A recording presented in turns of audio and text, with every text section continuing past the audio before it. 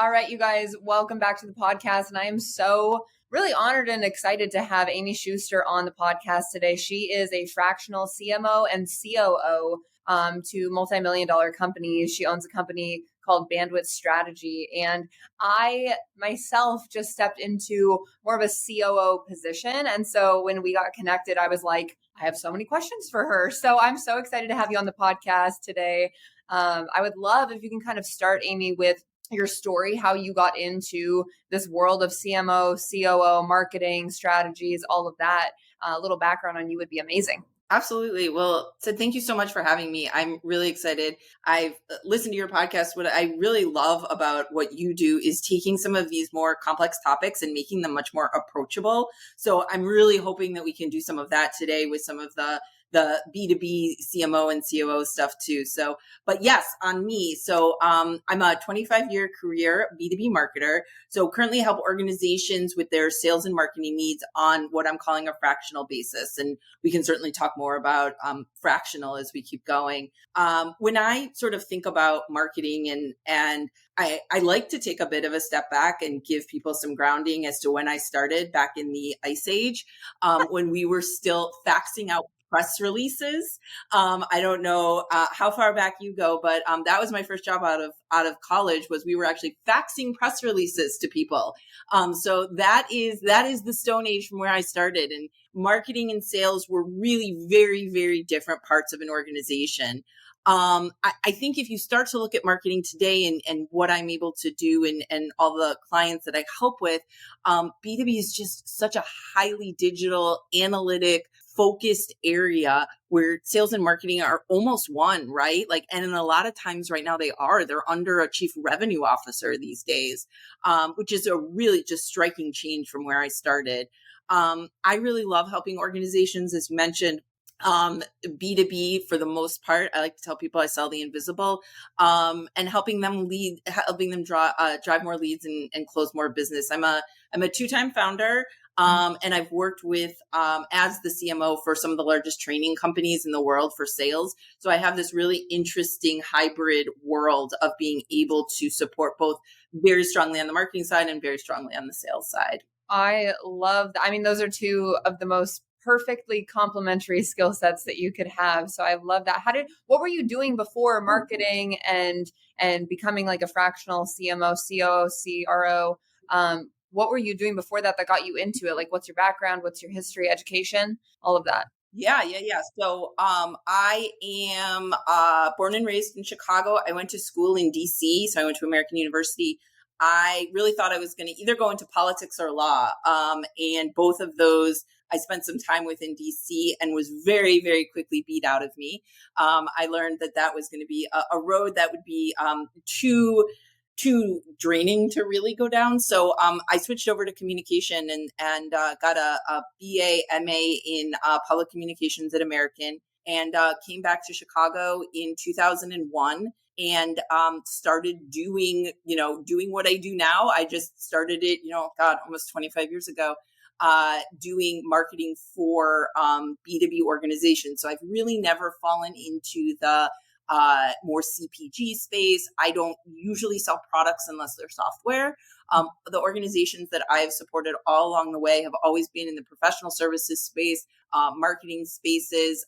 Again, really trying to sell that invisible. Mm-hmm. I love that. Can you kind of break down, obviously, a lot of people in traditional business have heard of like fractional roles, but what's the difference, the biggest distinction between like a fractional role and like a consulting role? I think fractional is the new hot word right now. I started doing it about 3 years ago, so I feel like I'm really a trendsetter, though I don't know that that's actually true. But my definitions of fractional versus consulting are really in time and in depth, right? So if you're talking about a fractional, you're looking at somebody who's going to be in your business minimum, I would say 6 months, right? That person is going to have an email address at your company. They're going to be doing a lot of coaching, a lot of management, some strategy, some tactics. They're really going to get in and get to know your business, but they're not there full time, right? They're not being held up by things like expense reports and HR trainings. They're really just doing the work that you need done very quickly. Consulting, which I also do, and lots of other people do, is the opportunity to get in there and do, I would say, shorter work. You probably are not in depth. You're not getting to know as many people. You have a very specific deliverable, and you're bringing that to the organization. Most of the time, people are looking for fractional in times of transition, right? And we can talk about this a little bit more too, but how soon you want to sell your business. If it's in like a 24-month time frame, probably not going to hire a full-time. So you're probably looking for someone like a fractional who can come and give you the strategy and the tactics that you need, but also give you some optionality in terms of how long their contract lasts. Versus a consultant might come in if you have a specific project you need done. I need a website built. I need a PR strategy off the ground.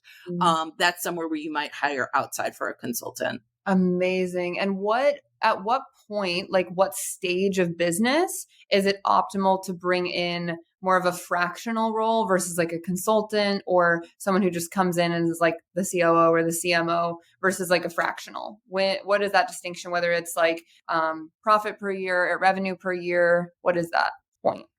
Yeah, I think it's a great question, and it's very specific to the organization. I like to think about 3 different categories when I'm thinking about whether or not you as an organization want to consider a fractional. Number 1 is, do you need a coach or a player? Number 2 is, when we just talked about this, when do you plan to exit the organization? And number 3, are you going to be able to staff it appropriately?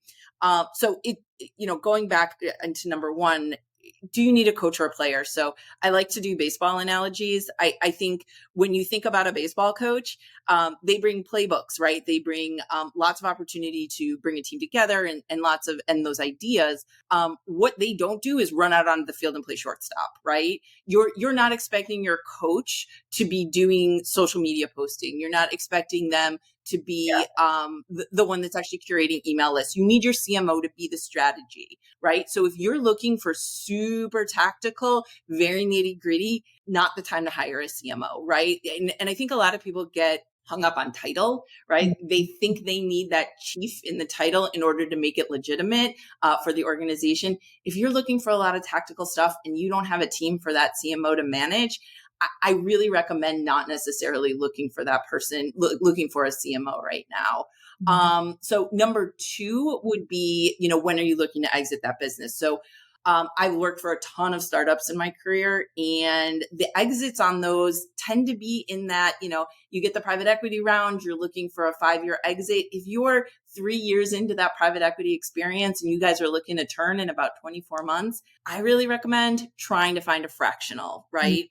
The opportunities there are, you're not giving up as much equity. The cost, the actual dollars, is going to be less. And again, we talked about this at the beginning. You're not getting someone who's necessarily needing to go in, learn the intricacies of the organization, how the politics work. You're really looking for that opportunity to just get in and do some work, get some strategy and some execution from that individual.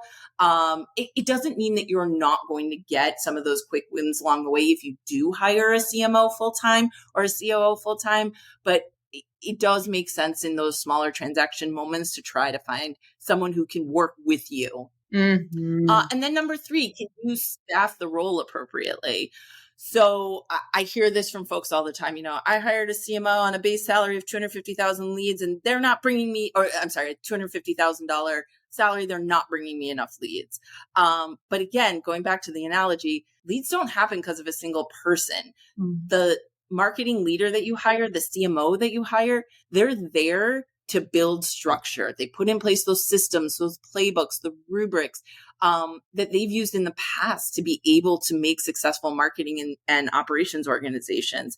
If you are looking for an opportunity, if you as a business are looking for an opportunity to increase leads quickly and really turn things around, really consider that fractional opportunity rather than the ramp up of trying to bring in a full-time right away. Or you might look inward too, right? Lots of organizations have tons of amazing junior level marketing talent. You might want to up level those. There's lots of options that don't necessarily involve having to do the work, the search surrounding having that full-time CMO.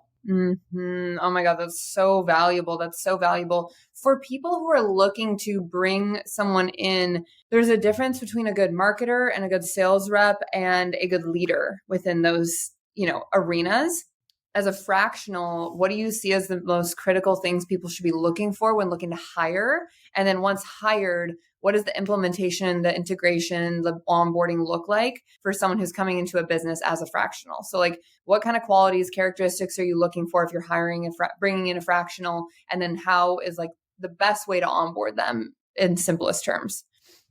Great question. So fractionals are people who love to get in and get their hands dirty, right? We want to make results quickly. We're brought in on a contract. We have deliverables. We want to be able to do that type of work and get it done quickly. We are probably not the people who are going to spend a ton of time doing more of the softer skills, if you will. We're not necessarily interested in too much consensus building. I mean, I wouldn't say we come in as necessarily a bull in a china shop, maybe a bull in a different type of shop. But we're really trying to get results quickly. So some of that may be uncomfortable for some of those folks who are part of the organization. Change can be hard. But the nice part about bringing the fractional in is you're getting someone who is secure enough, who's had enough experience, and who can come in and do a lot of really good work quickly and isn't necessarily worried about that level of consensus building that's necessary when you are in a role full time. So I would say look for that. Look for someone who's not fearful of what other people think of them, who isn't necessarily nervous about bringing in opportunities and change that might make some folks uncomfortable. So I would say look at that. In terms of onboarding, it's a great question. And I've actually never been asked it before. So thank you for asking that. The onboarding portion of what happens with a fractional, again, is trying to bring them as much information as you can, as quickly as you can, while also letting the team know that they're there to support them and to get results, right? Again, it goes back to some of what we talked about, getting them an email address, bringing them into the meetings, giving them the data that they need to make the decisions, being clear to them about what it is as the CEO that you want and don't want as a part of their contract. And I think that helps a ton. So both of those, I think, will be incredibly useful for anyone who's looking for a fractional. I love that. What's the usual timeline of like, I hate the term, but like fire hose training for a CEO or a COO or a CMO that's coming in and like getting all the information? Is it like a 90-day period where they're just absorbing everything and getting in the trenches right away? Or is it something where they're like observing for a while, then they can get in and start hammering things out? For a full-time or for a fractional? For fractional. For fractional, I would say within the first month, you should have what you need to move forward and be already executing. It really, again, we're coming with the playbooks. We've coached a lot of teams before. We know the play. I think a lot of times organizations will feel like their business is very unique, and it is, right? There are unique aspects to it. But if you do specialize, as I do and other fractionals do in specific types of businesses, you see the same things over and over again. You see the patterns over and over again. You're able to jump in quickly. So I would say within 4 weeks, you should be pretty well ramped up and going. I love that. I love that for you. Like you just said, you see a lot of the same things. For the business owners out there, what are the main things that you see as a fractional that are like almost across the board things that you come into a business and fix almost immediately? Is it like sales and marketing misalignment? Is it like the operations? What do you see maybe top 3 things that most businesses are doing wrong that you need to come in and like undo or fix or reverse? Yeah, I mean, sales marketing alignment is probably the biggest one, or I should say sales marketing misalignment. In terms of where I come into the business, that is such a difficult part. And I go back to the beginning of the podcast when I said they used to be in separate parts of the building. Now they're, in the same part of the building and a lot of times under the same umbrella. Very, very different personalities. I think sales and marketing, everyone thinks, oh, one could do the other, and they really can. It's just a very different type of person who goes into each one of those. And I think obviously from all your experience, you know this, finding ways to bring those folks together is really important. Totally. What are some of the ways that you recommend people can do that? Maybe they're not at a place where they're ready to bring in a fractional, but they're like, oh my God, I feel that my team is very like separated. What are some of the things you come in and do to support with that? Yeah. So sales marketing alignment comes down to, I would say, 4 or 5 things that you do as an organization to make sure that those two teams have good alignment. 2 of the most important, I would say, shared language. And the second one being a 2-point or 2A and a 2B. 2A is having SLAs or sales service level agreements between the organizations, and then the systems that you put in place. So in terms of shared language, you teed it up really well. I walk into almost every organization, and sales and marketing have different definitions of what the lead is, right?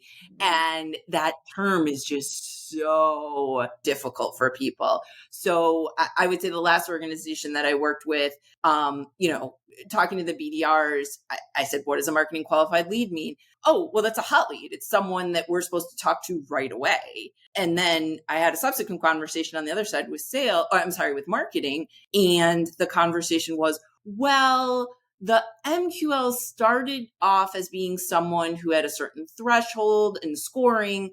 They filled out, they filled out a contact us form. They were really well vetted. Then about 6 months ago, we had an edict from C-suite that was, we need more leads. So the MQL became anyone that filled out any form. So no longer are you getting hand raisers, but you're getting someone who just decided they wanted to sign up for the blog or read a piece of content. So the misalignment came when sales thought that they were getting hot leads across the systems, and marketing really knew that they weren't getting those hot leads, but because time had progressed, those definitions had not been updated. So we reached a point where everybody was frustrated with each other because they didn't have that shared language. So the solution is you sit in a room, right? It's not complicated. What I do is not rocket science. You sit in a room. You sit in a physical room if you get the opportunity these days, or in a Zoom room, and you guys actually map out the process and you create the definitions and you agree on them. And then even more importantly, you go back every 6 months and you make sure that you agree on them. That's the role of a really good fractional or full-time CMO, CRO, COO. Make sure those definitions are solid. Make sure everyone still agrees on them, because that's really the basis of how you're going to get that alignment.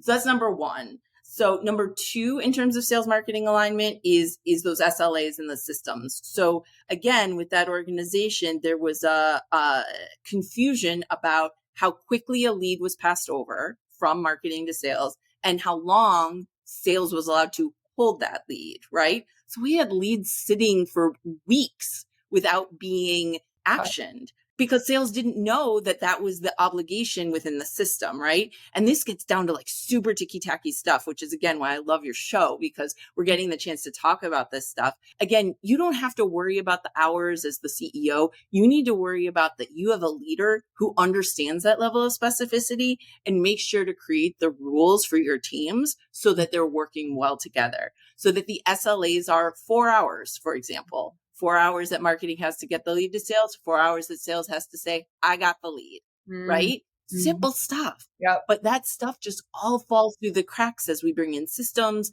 and we hire new leaders. But again, someone who's really solid is going to come in and see those things right away and know that those are the problems. Yeah. And then lastly, it's just having those right systems in place, especially in that B2B world, making sure you've got the right CRM, the right marketing automation system. And again, it doesn't have to be super complicated. I think a lot of organizations feel like, well, I have to have the thing, whatever that big CRM is for your particular group. It doesn't have to be overly complicated, but you do have to have those agreed upon definitions and workflows so that you can get your sales and marketing teams working together. It's so good. And it also, I think the biggest thing that I've learned within the coherence between sales and marketing is the customer experience. It's like if the customer is experiencing one thing from the marketing, and then this, like, that's really the most important piece of it, is that it's the congruency for the customer that's being exposed through the marketing and branding, and then through the salesperson, that they're a team and they know exactly what's being communicated both ways. I feel like as a customer, and for success on the back end, then fulfillment as well, it's like combining all of those, getting everyone on the same page so that you fulfill, and it's like a seamless customer experience. And I feel like that's the thing people forget with the sales and the marketing and like the butting heads. It's like it's for the customer to have a congruent experience and fulfillment that just makes sense with what they've been sold and what they've been marketed with. 100%. And you just hit the nail on the head. And I think some of your business tends to be a bit more product oriented, right? So like what people are getting, it's very tactical and tangible. And that is a whole world unto itself that I'm always super impressed by. My world tends to be more of that invisible and intangible, but the rules are no different, right? You should be marketing, selling, delivering to the client exactly the same thing. And that only works if the organizations are talking. Totally. Yes. From an operational standpoint, I would love if we can kind of dive into a lot of people, because when I was in network marketing, I didn't think about like systems mentality as much. I learned it because I had really great mentors. And now that I'm helping like salespeople land roles and then fulfilling on helping them get to KPI and like all this stuff, there's a difference between like an operational leader that writes out SOPs and puts like, documents in the Google Docs, and actually helps the company generate revenue through operations. And I would love to hear from you the difference and kind of what you see as far as what people do wrong with their mindset in operations. Like there's a lot of people who's like, I need an operator to write a bunch of SOPs and a bunch of, create a bunch of procedures. What do you see in the B2B world is true operational the true operational like role that's going to actually help generate revenue for the company? So what I would say in terms of trying to find an operator for, $1 million to $5 million business is you're probably looking for a couple different things, right? You're number one, looking for someone who can speak truth to power. At your stage, you've been really successful as a founder, and you know a specific way to do things. The person that you need to bring in is going to have to tell you some ways to grow your business, 2x, 3x, 10x from where you need to be. It's going to be totally different than what you've done. So I think you've got to be okay with hiring someone very different than you and listening to that person. And that's probably the hardest hurdle for any founder. Number two, I would say an integrator, someone who's had enough experience in business that they may have a specific vertical that they are more adept in. I would say mine would be absolutely marketing and sales, but I've been in customer service conversations enough. I've been in the finance conversations enough. I've been in the HR conversations enough that as a COO, I can have those dialogues and go with the functional head to make strategic decisions for the organization that work against the goals that the CEO has set. So making sure you have someone who's had enough breadth and depth of experience across an entire business. They'll have, again, like we talked about, their functional areas of expertise, but they've had enough exposure. They've been doing this long enough that they can come in and support you on that. And then just a really clear understanding of what the revenue goals are. Again, from a functional leader, from a founder leader, there is a ton of vision that comes from that, right? And that is the difference between a founder and an operator. A founder is going to believe beyond a shadow of a doubt that they're going to succeed, and an operator is going to tell them every way they're not going to succeed, right? Like that's the yin yang of those two things. And you have to have both, and you have to know how they work together. So I would say those are some of the characteristics I would look for when you are a founder looking for an operator. Absolutely looking for someone who can speak truth to power, someone who has enough depth of experience that can go deep on each functional area, and someone who's really going to hold in their heart what your revenue goals are and how you're going to get there. Yeah, I love that. It basically has to be, I feel like, the horsepower that's moving to get everything done in the business to bring the vision alive for the founder or the CEO. And I love that. And really having, from what I can tell, and maybe you can correct me, but I feel like the point of an operator and integrator is to have a very like wide base of knowledge across every part of the business, and I think that's absolutely. Yeah.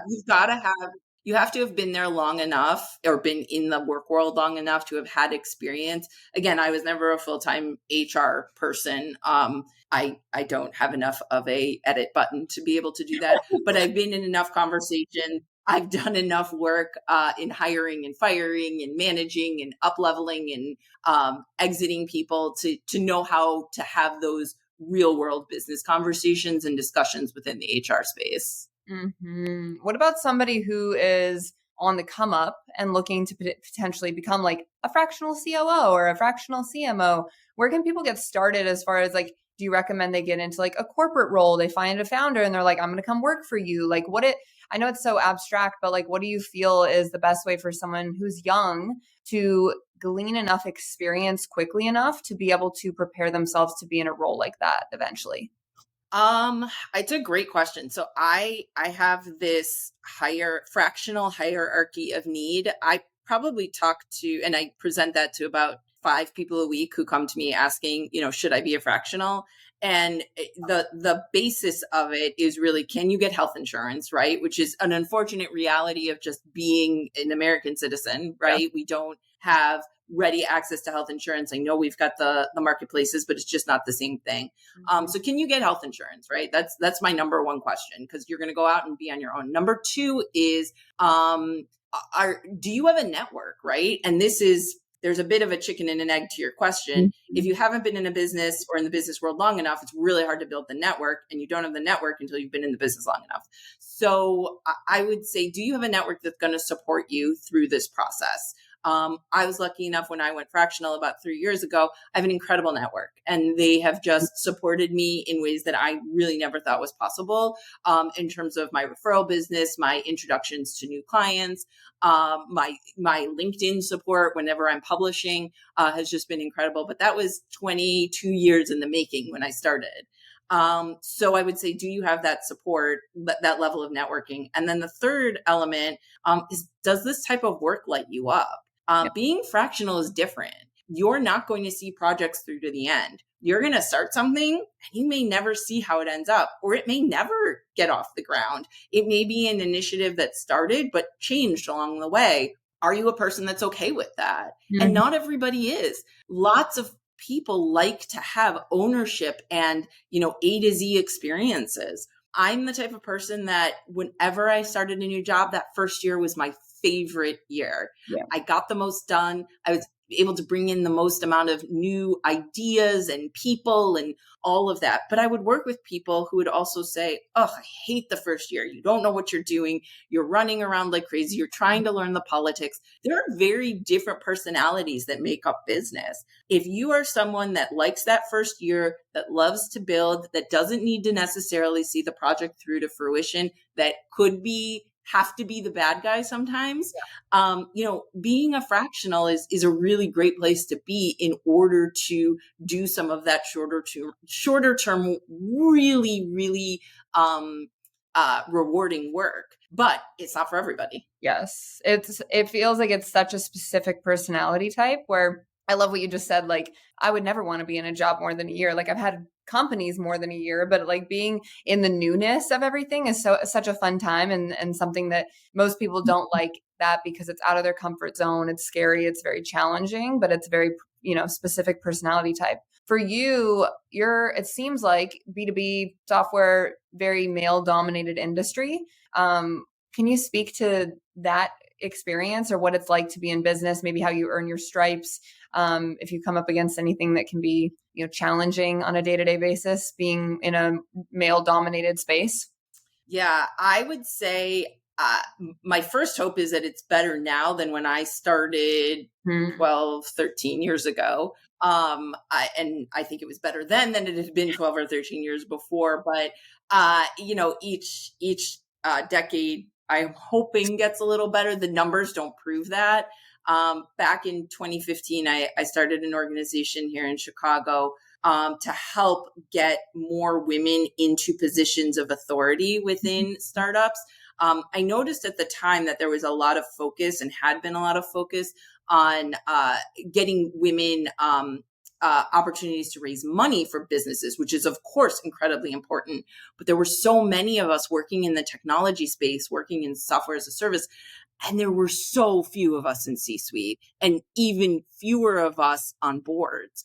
And that really concerned me. So I started this organization, and we created a cohort that still exists today through a program in Chicago through 1871, which is the incubator here, that takes 1 to 2 cohorts a year and teaches women how to promote themselves within those organizations, right? The opportunity. And this was probably the most telling that I heard from one of the women was, I didn't want to speak for myself. I wanted the work to speak for me. But we all know that's not true. You have to speak up for yourself. You have to promote yourself. You have to grow within your job. And so many women are just not given the opportunity to do that. So I would say for anyone who's in software or the majority of organizations that are male dominated at the VP and C-suite level, look for organizations like 1871, look for opportunities to use your business to help you grow.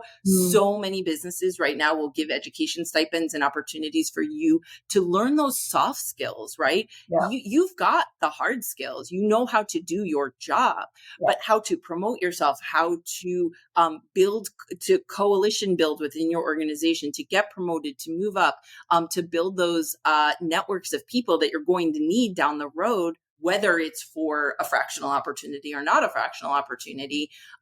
That's how you build it, and you learn to ask the hard questions and be in the rooms.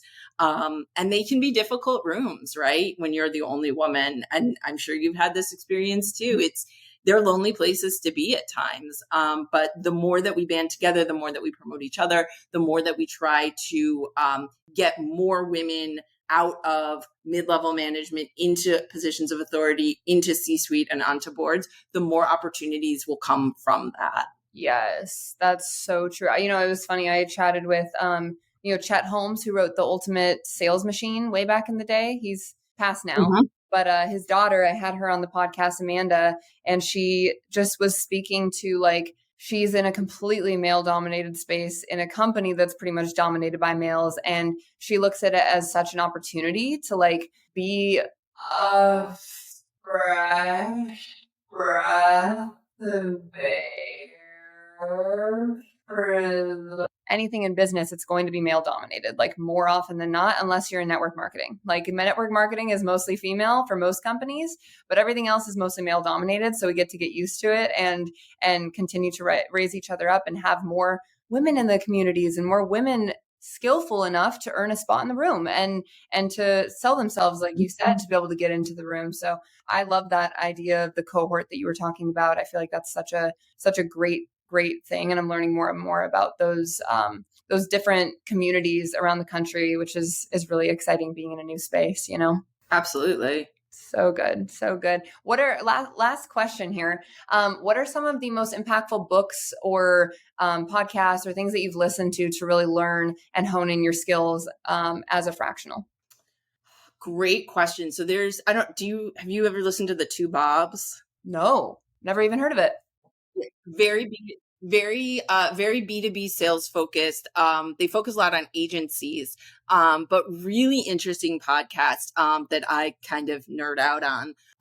So I think there are really great podcasts to listen to if you are in the business of selling yourself, which is what the business I'm in now of having my own practice. Yeah. So I really like their podcast.